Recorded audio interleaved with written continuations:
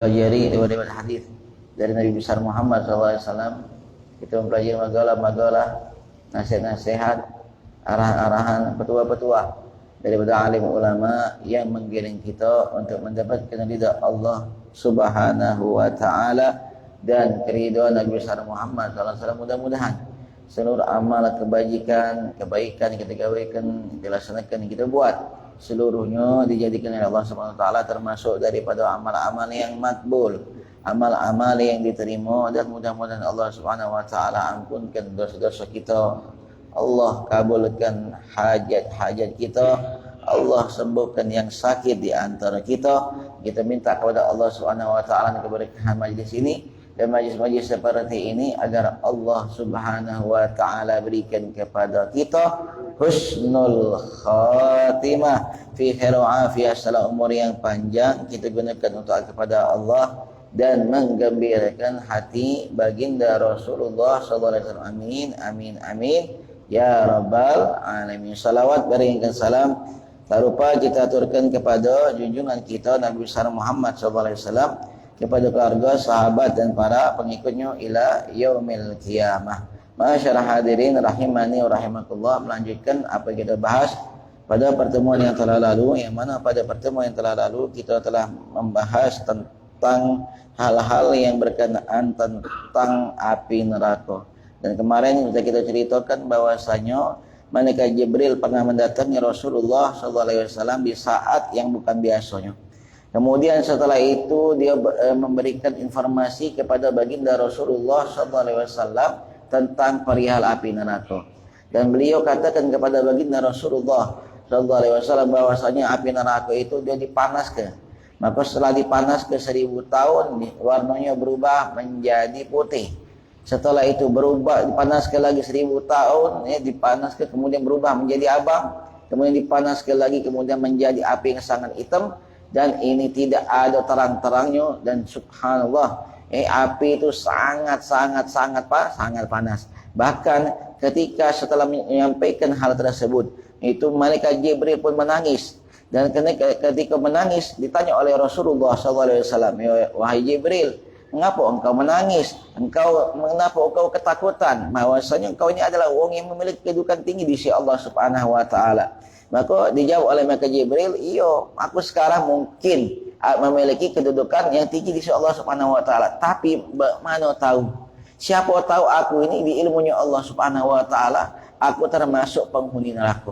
Sehingga oleh malaikat Jibril menangis saking takutnya jangan sampai beliau termasuk orang yang dimasukkan oleh Allah Subhanahu wa taala di dalam neraka. Masyaallah hadirin rahimani wa rahimakumullah, macam itu juga Rasulullah pernah bertanya kepada malaikat Jibril. Dia bertanya kepada malaikat Jibril tentang malaikat Mikail. Ketika Rasulullah bertanya tentang malaikat Mikail, kenapa malaikat Mikail ini sejak aku pertama kali berjumpa dengan dia tidak pernah terjenguk ketawa. Tidak pernah. Ada apa? Jawabannya, maka dijawab oleh malaikat Jibril, malaikat Mikail tidak pernah ketawa semenjak Allah Subhanahu wa taala ciptakan api neraka. Jadi subhanallah, para malaikat, orang yang dekat kepada Allah, yang melihat langsung Allah, yang patuh kepada Allah Subhanahu wa taala, itu lagi ketakutan, lagi takut kepada api neraka. Mana tidak ketakutan? Di dalam Al-Qur'an Allah Subhanahu wa taala katakan, kullama nadijat juluduhum baddalnahum juludan ghairaha liyadzuqul adzab. Setiap daging-daging mereka lama masak, lama matang, hancur, dibakar oleh api neraka, kami gantikan dengan kulit yang baru. Supaya apa? Supaya mereka merasakan akibat daripada ulah-ulah mereka dari azab Allah Subhanahu wa taala. Makanya pernah Sayyidina Umar bertanya kepada Ka'ab bin Ahbar tentang apa menurut kau, mana pendapat kau tentang ayat ini? Maka dia jawab, maka manusia yang dimasukkan ke dalam api neraka itu, orang yang dimasukkan, sesuatu yang dimasukkan dalam api neraka itu, dia akan disiksa, dibakar. Ketika dia dibakar, maka kulitnya akan hancur. Maka ketika hancur, maka kulitnya akan digantikan dengan kulit yang baru. Dalam satu hari itu lebih daripada 6.000 kali. Dalam satu hari lebih daripada 6.000 kali. Nampaknya ke? Itu saking parahnya siksaan di api neraka. Ma'asyarah hadirin rahimani wa rahimakumullah, kita tahu bahwasanya paling ringannya siksa api neraka itu ketika orang dipakikan sandal, begitu dia pakai sandalnya, maka langsung otaknya langsung meleleh. Itulah yang paling ringan. Jadi istilahnya idak kate yang ringan di api neraka, idak kate. Parah. Mungkin ada yang tidak parah, idak kate yang tidak parah. Yang tidak parahnya lagi itu disuruh menginjakkan sandal, begitu pakai sandal, otak langsung meleleh. Bayangnya apa? Habis galau ini, otak yang dalam langsung meleleh. Yang mana dengan yang lainnya? Ada parah. Makanya mereka hatta bukan para malaikat, hatta para nabi pun lagi ketakutan. Para nabi, orang yang dekat kepada Allah, yang menerima wahyu dari Allah Subhanahu wa taala, itu lagi ketakutan. Nabi Yusuf, beliau dalam doanya dikatakan apa? Tawaffani musliman walhiqni bisolihin. Ya Allah, matikan aku dalam keadaan muslim dan golongkan aku kepada golongan wong-wong yang kepada wong yang soleh. Kenapa? Kalau tidak digolongkan dan wong yang soleh, maka dia golongan mana? Golongan wong yang kafir. Sementara wong yang kafir dimasukkan ke dalam neraka. Ma'asyar hadirin, rahimani wa rahimakumullah. Maka jengok di sini ada cerita tentang Habib Umar bin Abdurrahman Al-Bar. Beliau adalah orang yang masya Allah. Yang beliau adalah orang yang zuhud di dalam dunia. Beliau adalah orang yang hati-hati di dalam dunia. Beliau juga ahli ibadah. Ahli ibadah. Ibadahnya tidak kita ragukan lagi. Subhanallah. Beliau satu hari ngingon kambing. Di bulan Sya'ban beliau sudah mengingon kambing. Untuk apa? Untuk ketika di bulan Dzulhijjah untuk disembelih jadikan korban. Kalau kita nak meli korban kapan? Kaget sudah masuk waktunya. Tapi kalau beliau yang pintar, beliau adalah orang yang pintar. Beli dari sekarang dia beli kambing agak kecil, dirawat. Kagetlah masuk bulannya, maksudnya sudah besar cukup umur dan dia bisa pastikan itu badannya besar. Subhanallah. Jadi ini dirawat, kambing tersebut dirawat oleh Umar bin Al-Bar, dirawat, dinyok makan sehingga badan gemuk. Sudah masuk di hari korban, ternyata orang yang nyembelihnya salah. Begitu nyembelihnya salah, tahu-tahu kambingnya meninggal. Jadi salah penyembelihan tidak jadi daging korban, bahkan tidak boleh dimakan. Jadi bangki. Habib Umar nangis. Nangis. Habib, ngapo nak nangis? Sudahlah, saya nangis sudah si kambing ini salah sebenarnya sudah, maafkanlah, dosa dipikirkan. Kami ganti 10 ikut untuk Habib. Namanya lah, kami ganti 10 ikut buat Habib. Wong nyangka bahwasanya Umar nangis kematian kambing tersebut tidak jadi. Kalau kita model macam itu mungkin tidak kambing mahal. Awalnya besar berapa? Mungkin pacak 4 juta. 4 juta, 5 juta. Besar ini. Tahu-tahu salah. Jadi bangke. Salah nyembelih. Jadi bangke. Tapi Habib Umar tidak nyengok itu. Apa? Bukan itu maksud aku. Bukan aku menangisi kematian kambing itu. Tidak. Yang ku tanya itu aku lah. Keadaan aku takut. Sekarang ini akan aku baik. Aku semai badan aku dengan ibadah kepada Allah Subhanahu wa taala. Ibadah terus. Ibadah terus. Lagi di ujung-ujung takut aku meninggal dalam keadaan su'ul khotimah. Takut aku. Ujung tidak tahu. Jangan-jangan hasil aku sama seperti kambing ini. Sudah diniatkan untuk disembelih di hari raya, jawari, dibaguskan segala macam. Tahu-tahu pas hari hanya berbalik dia. Tidak baca, tidak bermanfaat sama sekali. Aku takut keadaan aku seperti itu. Masyaallah hadirin rahimani wa rahimakumullah. Maka yang kita perlu namanya ada rasa takut kepada Allah Subhanahu wa taala. Mereka orang yang soleh, mereka takutnya luar biasa kepada Allah Subhanahu wa taala. Kalau kita masih separuh-separuh, kadang-kadang tak habis separuh, mungkin seperempat, kadang-kadang tak habis seperdelapan, kadang-kadang iman kita, ketakutan kita, aman kena duit habis. Diuji dengan duit. Habis. Nah, biarlah sudahlah kendali, yang penting duit dulu. Nah, auzubillah min dzalik. Masyaallah hadirin rahimani wa rahimakumullah. Dan beberapa kali kita kisahkan, kisah ingat kisah daripada Bani Israel. Ada keluarga yang sedang kelapar luar biasa. Dia punya anak yang masih kecil. Subhanallah, sang laki sudah berusaha berikhtiar untuk mencari rezeki untuk makan dan keluarganya. Ternyata tidak didapatkan juga. Akhirnya dia ngomong, wah istriku terpaksa. Coba kita berbagi. Kau cari daerah sana, aku cari dari sini. Mungkin salah satu di antara kita akan mendapatkan makanan yang bisa kita berikan kepada anak kita. Anak kita jengoknya. Sudah kelaparan. Dan sudah ada sebagian sudah lemes. Kalau didiamkan pacak meninggal anak kita. Maka aku nyuruh kakaknya suruh nyago. Maka kita mencari makan ikhtiar. Subhanallah. Lakinya cari ikhtiar. Kesana istrinya mencari ikhtiar. Ternyata didatangi seorang pedagang kayu. Dikatakan, wahai bapak, tolong pak, tolong apa? Tolong pak, kami sedang kelaparan. Ya anak kami kelaparan galau-galau, terutama anakku pak. Kalau tidak diberikan makan, takutnya ada apa-apa gitu terjadi kepada mereka. Apa nih kau ni iyo, kami sudah berapa kami laki aku istilahnya gaweannya tidak maju. Kemudian kami berusaha pokoknya pelit, jadi bangkrut. Kira-kira ada makan yang bisa diberikan kepada keluarga kami, khususnya kepada anak-anakku. Maka dikatakan, oh gampang itu, gampang. Nah, sebahasa orang tajir zaman sekarang kan, oh gampang itu. Permintaan kau gampang, pasti akan terpenuhi. Cuma sih kau asal ada syaratnya. Apa dia? Nah, kalau baca, kau izinkan aku untuk menjamah badanmu. Itu baik dah. Kalau kau turutkan permintaan aku turuti permintaan kau. Ya Allah pak, jangan pak macam ini, berdosa. Balik dia. Akhirnya ibu itu balik rumah. Begitu sampai di rumah, kejingot anaknya yang paling kecil, parah. Sampai anaknya mengatakan, ya ummi nahnu namut minal ju' atina ma ya'kulu. Atina ma na'kulu. Wah ibu, berikan kami makanan, kami mati dengan ini. Ya boleh, pernah ada anak-anak gitu? Pernah ada ngomong saya itu? Kalau dia makan mati ada tak? Paling lapar. Itu pun mintanya naim. Dia makan tak galak. Nggak minta yang ini, minta itu. Itu masih sehat. Masih keadaan bisa terkendali. Tapi ini anak yang ngomong, ya umi nahnu namut naju, kita mati kelaparan. Atina manakulu, apa baik pacakan makan, apa baik? Nah, misalnya kalau nasi atau nasi bebela, atau misalnya atau lauknya cuma tempe, biarlah, yang penting kami makan. Tidak kata sama sekali. Nggak mau naju. Iya ibu, kenapa cai? Jengok laki belum balik, mah. Akhirnya apa? Datangnya lagi.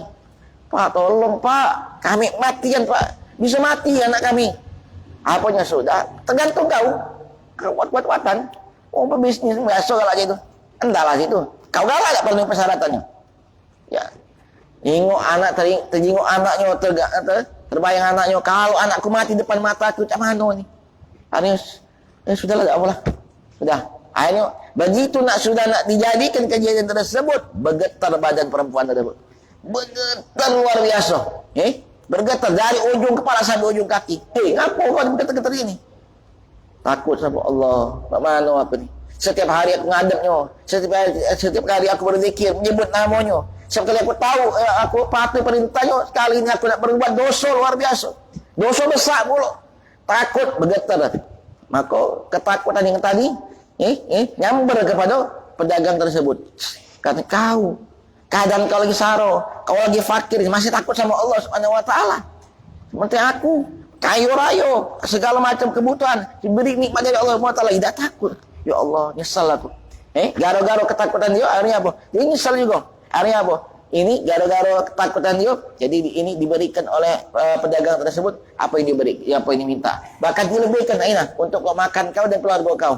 Subhanallah, diberikannya lebih. Subhanallah. Habis itu apa? Allah Subhanahu wa taala melihat kejadian tersebut dan mengatakan kepada Nabi Musa, ya Musa, sampaikan kepada laki-laki tersebut bahwasanya dia dengan ketakutan dia yang dia dapat dari perempuan tersebut, dosa-dosanya diampunkan oleh Allah Subhanahu wa taala. Nah, ini apa? Jengok perempuan itu selamat dari dosa. Selamat dari dosa kenapa? Karena ada takut kepada Allah. Dan kemudian dapat keberuntungan, dapat makanan, dapat rezeki yang banyak.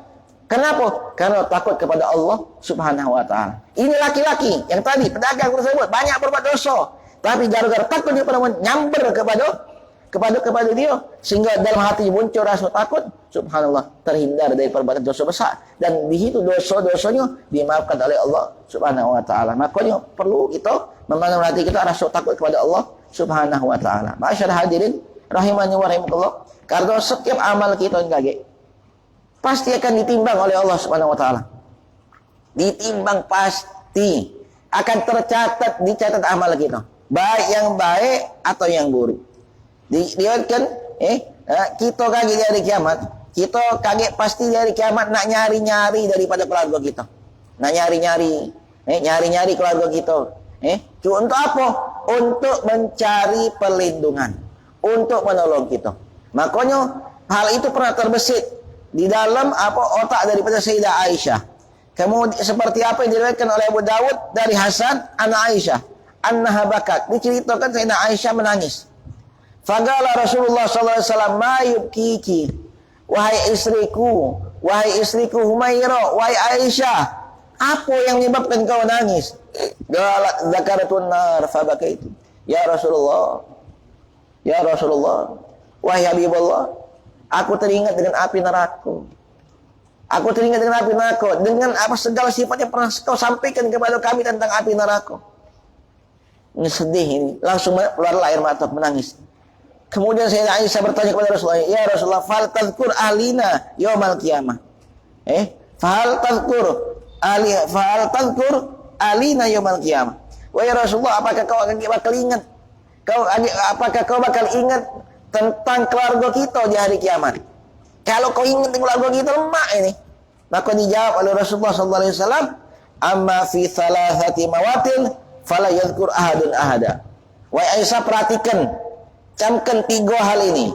Ketika ada di 3 tempat ini, maka tidak ada seorang pun yang akan mengingat daripada keluarganya. Tidak ada orang ingat siapa-siapa kecuali dia ingat tentang dirinya. 3 tempat ini.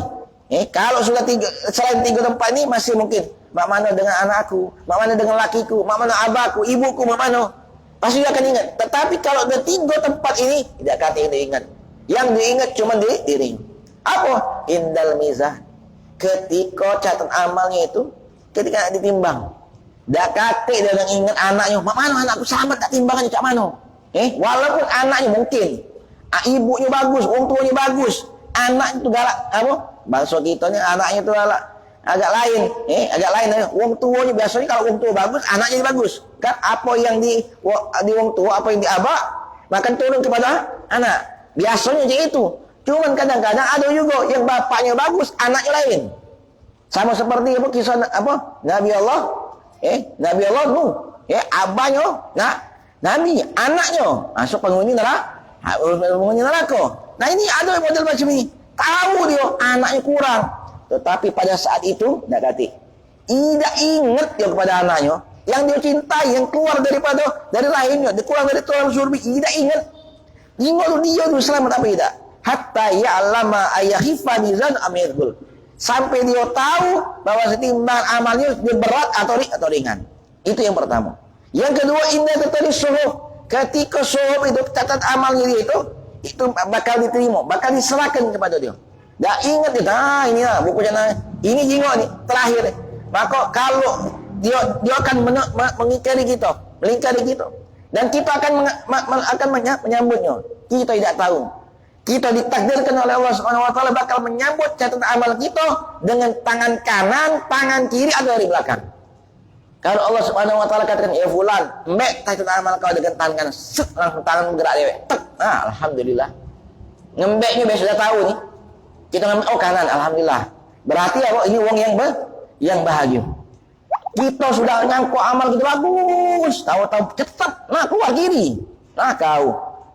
Mana nih ngapa kiri yang dapat? Tak mungkin salah. Pasti ada yang tak benar di antara amal kita. Nah, ini wong yang rugi ini. Pasti merugi. Ngembeknya dari tangan kiri, menggunakan tangan kiri. Tapi kata Allah Subhanahu muter. Pasti catatnya dari belakang, langsung ngembeknya. Nah, ya Allah. Ini wong-wong yang pasti celaka. Asyara hadirin rahimanallah, di saat itu tidak ada orang yang ingat keluarganya. Tak kati dia minta tolong sama abangnya, tak kati. Dia pikir tentang dirinya. Kemudian psikologi indah sirat, ketika dia akan melewati siratul mustaqim, jembatan siratul mustaqim nak dilewati.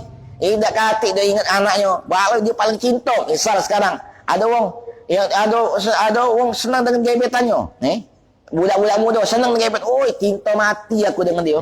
Tak baca ini misalkan, kata orang tua tidak usah, tidak dia tu lah. Bahkan sampai kalau tidak galak aku bunuh diri, ada kan? Sampai dia itu, dah galak, bunuh diri aku. Hendaklah gitu kamu. Hebatnya dia. Sampai bunuh itulah paling aku cintai. Sudah. Kalau dia nak lewat di siratal mustaqim, tak kati dia nak lewat. Mana? Mana gebetan kau? Padahal cuma gebetan. Statusnya apa? Tak kati. Itu pun dosa juga. Kok bisa macam-macam itu? Nak lewat tidak kati dia ni. Tidak ingat si fulan wala fulan. Tak kati.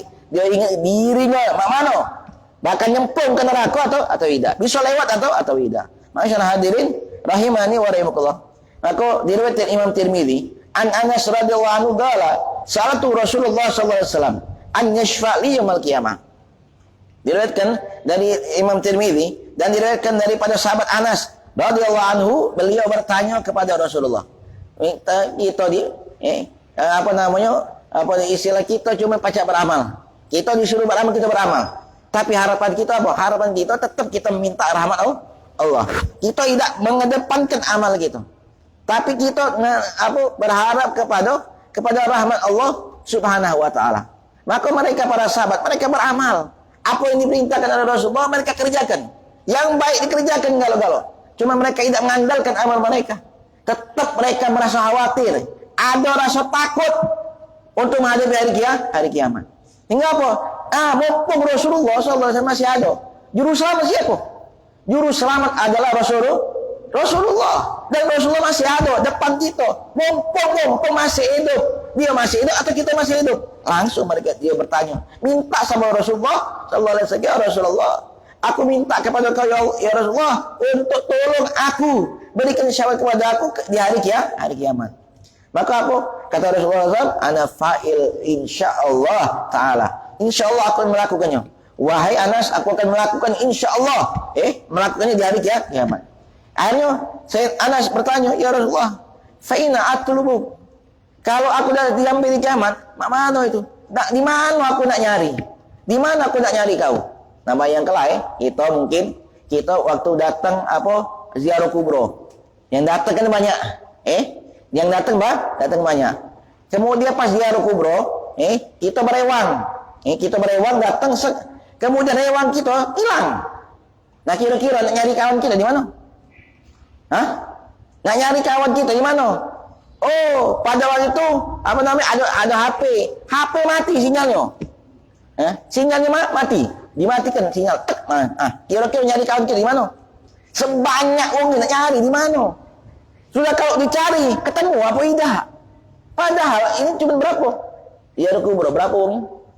Sekitar 1.000 sampai 2.000, 3.000, berapa? Paling banyak pun 10.000 sampai sekitar itulah 10.000. Kadang taruhlah sampai 20.000 kalau yang sampai 20.000. Nah itu pun belum tentu kalau nyari kawan kita di kerumunan sebanyak itu ketemu. Nah ini mak mana di hari kiamat? Seluruh manusia dari pertama sampai habis, bukan manusia geng bangsa ngumpul juga di situ. Ngumpul budak. Mak mana nyari Rasulullah SAW? Maka Rasulullah juga tahu. Fa'ina atul ditanya sama Anas. Faqal awwalu ma tatlubuni inda ala sirat. Ingat kau cari aku wahai Anas. Ini bocoran. Kau cari aku, kalau pada yang aku cari aku di dekat sekitar Siratul Mustaqim. Di Siratul Mustaqim kau cari aku. Faqultu fa'ilam aldaka ala sirat ya Rasulullah. Kalau aku lah cari di sekitar Siratul Mustaqim dan kau dekati aku tidak menemukan mana itu. Gala fatrubni indal mizan. Cari aku di sekitar mizan, timbangan itu. Aku ada di situ. Kemudian fa'in aldaka indal mizan. Kalau tidak ketemu juga macam mana? Fatrubni indal haud. Maka cari aku di sekitar telagaku. Fa'inni lam ukhti hadis salah sama hotin. Karena aku tidak akan berlari-lari dari tempat ini. 3 ini. Mungkin Rasulullah hadir, tapi saking banyaknya kita tidak tahu di mana. Bisa dia hadir di situ. Itu nyari di sini keliling, tidak ketemu. Ada Rasulullah, ada. Makanya perhatikan ya. Tentang banyak-banyaklah. Banyak-banyaklah amal yang bisa membuat kau kuat hubungan kau dengan Rasulullah sallallahu alaihi wasallam. Maka itu penting kalau tidak Rasulullah kuat, kita ada hubungan khusus dengan Rasulullah sallallahu alaihi wasallam, maka Rasul tahu dari sinyal-sinyalnya. Terdeteksi. Si pulang di sana, kejar sama Rasulullah. Yang nyari siapa? Rasulullah nyari. Bukan kita pasti nyari Rasulullah. Cuman kita belum tentu baca. Tapi kalau Rasulullah tahu sinyal gitu, oh di sana si fulan, Rasulullah dah datang untuk mencari kita. Masyaallah hadirin, rahimani wa rahmatullah. Bagaimana sih itu mizan itu? Bagaimana besarnya mizan Allah Subhanahu wa taala? Yudul mizan yaumil qiyamah. Di dalam satu riwayat dikatakan mizan itu, tempat timbangan itu akan diletakkan. Falau wuzinat ay wudiat fis samawat wal ard la wudiat. Kalau seandainya seluruh apa yang ada di langit dan di bumi, 7 lapis langit, 7 lapis bumi, itu kalau nak ditimbang ke dalam mizan itu, maka pasti akan terjadi. Misal, jadi mizannya jangan takut besar-besar kan. Ada uang pacak bergunung-gunung, jangankan bergunung, pacak ditimbang apa? Rusak gunung timbangan gitu. Coba, timbangan gitu. Pacak timbang gunung. Kate itu tuh bahasa istilah baik. Kate ada timbangan sepak gunung.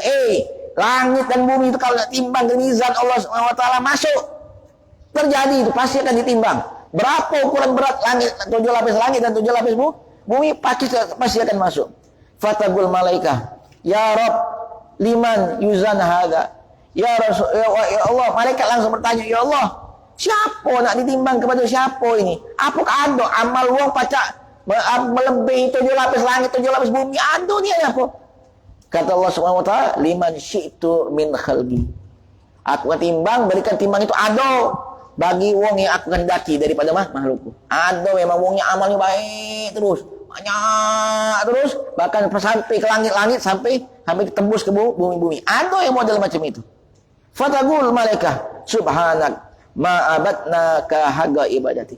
Ya Allah, sangat suci engkau, sangat suci engkau ya Allah, kami tidak beribadah kepadamu dengan benar-benar ibadah.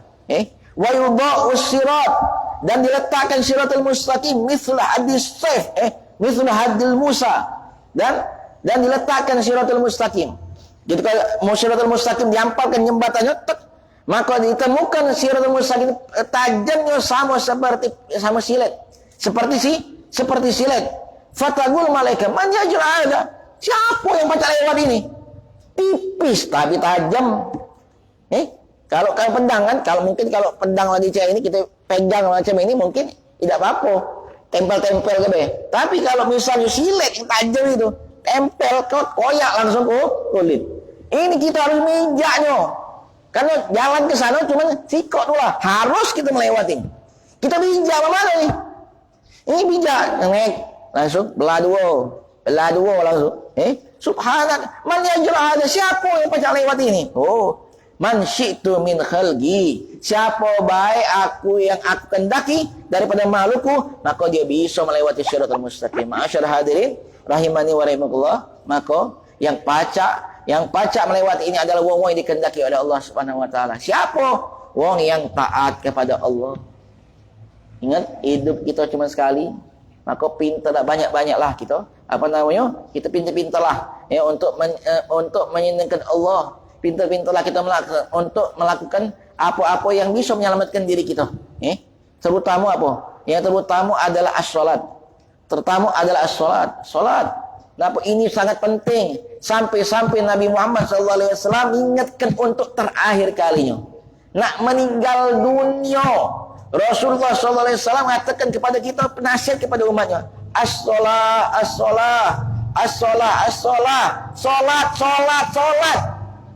Intinya kalau nak selamat di dunia, solat. Tidak solat, tak tahu lagi. Solat.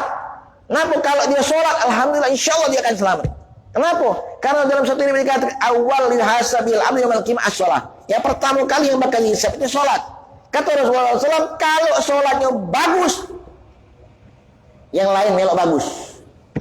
Solatnya bagus, yang lain melok bagus. Tapi kalau solatnya jelek, tidak bagus. Kadang sholat, kadang tidak. Sholat ada ilmunya. Apalagi tak sholatnya. Sudah. Otomatis Jingok amalnya. Borok. Kalau sudah model macam ini apa? Intinya cuma di sholat. Sholat penari sholat gitu. Bagus sholat gitu. Kalau sholat kita bagus, insya Allah yang lain jadi bagus. Masyaallah hadirin rahimani wa rahimakumullah. Sholat itulah makanya baginda Rasulullah SAW mengingatkan kepada kita tentang terakhir tentang di dalam Al-Quran. Allah Subhanahu Wa Taala kata apa? Masalakakum fi saqar. Apa yang menyebabkan kalian penghuni neraka masuk dalam neraka? Dijawab oleh penghuni neraka, lam naku minal musallin. Karena kami tidak salat. Perhatikan Allah fi salat, khususnya salat yang telah diwasiatkan oleh baginda Rasulullah sallallahu alaihi wasallam kepada kita, ya, demi keselamatan kita. Perhatikan salat kita, perhatikan anak bini kita, perhatikan keluarga kita. Sudah salat belum? Yang besar, yang kecil, yang masih kecil, perhatikan. Kecil-kecil suruh mereka sholat. Supaya apa? Supaya mereka terbiasa untuk sholat dari kecil. Supaya kalau sudah besar, mereka tidak meninggalkannya. Mudah-mudahan dengan itu Allah Subhanahu Wa Taala akan menyelamatkan kita dan memasukkan kita ke dalam surganya. Amin, amin, amin. Ya Rabbal Alamin. Bismillahirrahmanirrahim. Alhamdulillahirabbil alamin. Allahumma shalli ala sayyidina Muhammadin wa ala ali sayyidina Muhammad. Allahumma ja'al jam'ana hadza jam'an marhuma wa tafarraqana min ba'di tafarruqan ma'suma wa la taj'al minna wa la ma'ana syaqiyyan wa la mahruma. Allahumma hdina bi hudak wa ja'alna mimman yusari'u fi ridak wa la tuwallina wa la siwak wa la taj'alna mimman khalafa amraka wa sallallahu ala sayyidina Muhammadin wa ala alihi wa sallam. Walhamdulillahi rabbil alamin. Alhamdulillah.